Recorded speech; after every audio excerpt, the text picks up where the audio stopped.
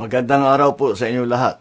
Mga kababayan ko, naglabas na ang Court of Appeals ng freeze order laban sa mga bank account, ari-arian at sasakyang panghimpapawid na may kaugnayan sa mga anomalyang flood control project na iniimbestigahan ngayon ng gobyerno. Sakop ng freeze order ang mga account at ari-arian ng Silver Wolves Construction Corporation at Skyyard Aviation Corporation, pati na rin ang mga personal account at asset ng mga individual na nasangkot sa investigasyon. Kabilang ay si Congressman Eric Yap at Ed Vic Yap.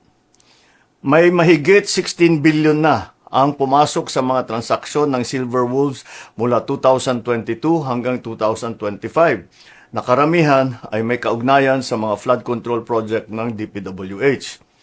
Kabuuang 280 bank account ang na-freeze, 22 insurance policy, 3 securities account at 8 sasakyang panghimpapawid, kabilang ang mga eroplano at helicopter na konektado sa Skyyard Aviation. Kailangan natin ang mga freeze order na ito para hindi maibenta ang mga ari-arian at para maibalik natin sa ating mga kababayan ang bawat pisong pinaghihinalaang ninakaw. Meron ding 8 taga-DPWH sa Davao Occidental na nagpadala na ng sulat na sila ay magsusurrender sa NBI dahil sa hinaharap nilang mga kaso. Inaasahan na rin nating lalabas ang warrant of arrest na ni Sara Diskaya itong linggong ito at hindi na rin magtatagal ang pag-aresto sa kanya. Magpapatuloy ang investigasyon, magpapatuloy ang pagpapanagot at titiyakin ng pamahalaan na ang pera ng bayan ay maibabalik sa taong bayan.